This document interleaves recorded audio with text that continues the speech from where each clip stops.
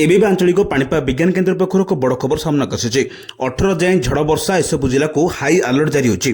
तेज कौन रही खबर जदि पर्यटन वीडियो को लाइक करना वीडियो को लाइक करने सह चैनल को सब्सक्राइब कर कमेंट माध्यम जानतु आपण क्यों जिला देखुंत जहाद्वारा एभली प्रतिदिन गुरुत्वपूर्ण खबर आपण पाखे सार्वभौम पहुंची पार। चलतु लेट नगर खबर पर नजर पकेबा।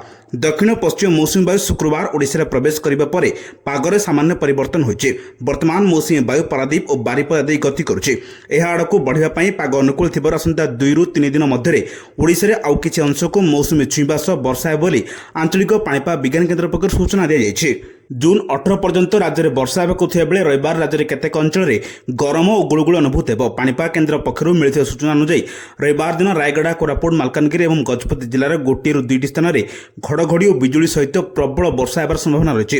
यह जिलागुड़िक पाणीपाग केन्द्र पक्षर ऑरेंज वार्निंग जारी होछि। सेपरि मध्यम धरणर झड़ वर्षा पर बालेश्वर भद्रक जाजपुर केन्द्रापड़ा जगतसिंहपुर कटक सुंदरगढ़ झारसुगुड़ा बरगढ़ संबलपुर देवगढ़ अनुगुल ढेंकानाल केन्दुझर मयूरभंज सुवर्णपुर बौद्ध नुआपड़ा बलांगीर कलाहांडी कंधमाल नवरंगपुर गंजाम पुरी खोर्धा और नयगढ़ जिला को येलो अलर्ट जारी होछि। अपर पक्षरे भद्रक बालेश्वर जाजपुर केन्द्रापड़ा जगतसिंहपुर कटक गंजाम गजपति पुरी खोर्धा और नयगढ़ जिला को गरम और गुळुगुळी नहीं येलो अलर्ट जारी होछि।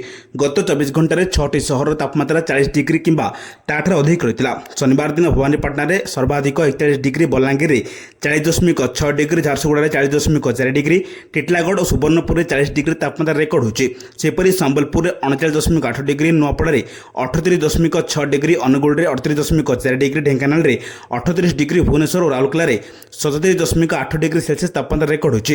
एहिभଳି गुरुत्वपूर्ण खबर पाइबा आम चैनल से जोड़ी रुहतु। जदि पर्यंत वीडियो को लाइक करना वीडियो को लाइक करने सह चैनल को सब्सक्राइब कर कमेंट माध्यम जानतु आपण क्यों जिला देखुंत जहाद्वारा एभଳି प्रतिदिन पाणीपाग अपडेट आपण पाखे सार्वभौम पहुंची पार। ब्यूरो रिपोर्ट सावधान ओडिशा।